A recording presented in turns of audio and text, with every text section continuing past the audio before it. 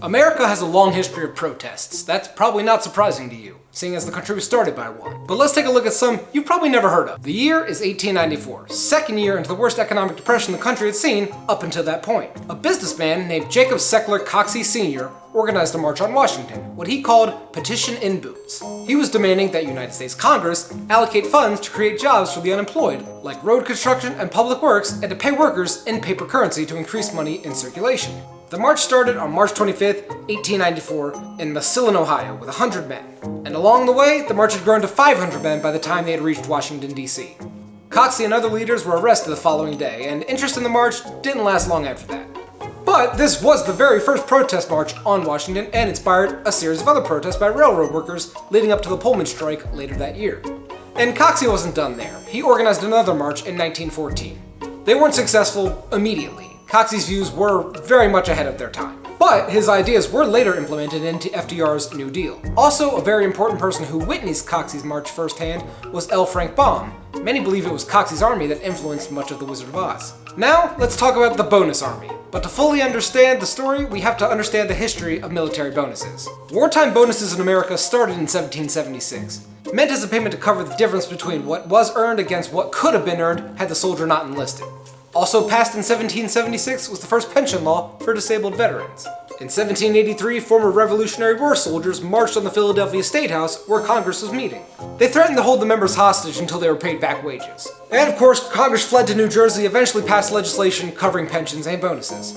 Prior to World War I, the bonus was land and money. Obviously, there's only so much land to give out, so that wasn't really sustainable, and became a cash-only system. In 1924, come time to pay the bonus bill for additional pay for World War I veterans, President Calvin Coolidge vetoed it, stating, "Patriotism, bought and paid for, is not patriotism." Congress overrode the veto, as they should have, because that is a dick move. And so, we got the World War Adjusted Compensation Act.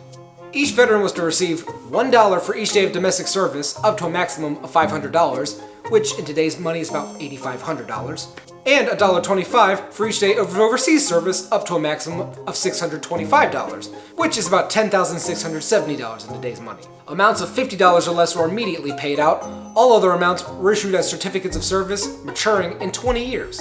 The total of all certificates issued was $3.64 billion, which is equivalent to $62 billion in today's money. Congress set up a trust fund to receive 20 annual payments of $112 million that, with interest, would finance the 1945 disbursement of the $3.6 billion for the veterans. And meanwhile, veterans could borrow up to 22.5% of the certificate's face value from the fund. However, then the Great Depression happened. In 1931, Congress upped the maximum value of such loans to 50% of the certificate's face value. Hoover and a number of congressmen opposed, saying taxes would have to increase to cover payout costs and potential economic recovery would be slowed. June 15, 1932, the U.S. House of Representatives passed the Wright-Patman Bonus Bill. It passed by a vote of 211 to 176. And it moved up the date that World War I veterans could receive their cash bonuses. The Senate voted on the bill June 17th and shot it down. The bill was defeated by a vote of 62 to 18. So, on July 28th, the Bonus Army camped out in Washington, a group of 43,000 demonstrators, made of 17,000 veterans, their families, and affiliated groups. It was the Great Depression, and work was hard to come by, and they just wanted the money that was promised to them a little sooner. No one could afford to wait another 13 years. And how were the veterans greeted? Well, President Herbert Hoover told the U.S. Army to clear out the campsite. General Douglas MacArthur led a command of 500 infantry, 500 cavalry, 6 light tanks, assisted by 800 police officers. The Bonus Army was driven out of their shelters and their belongings were burned. When the Bonus Army fled across the Anacostia, Hoover ordered the attack to be stopped, but General Douglas MacArthur didn't stop. He kept pushing, claiming that the protest was an attempt to overthrow the American government.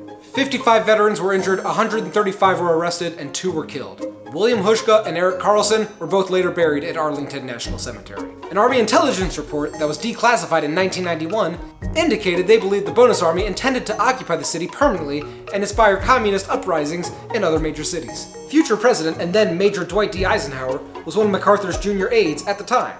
He advised against MacArthur taking such a public role in it and said, quote, "I told that dumb son of a bitch not to go down there." He said later, quote, I told him it was no place for the chief of staff.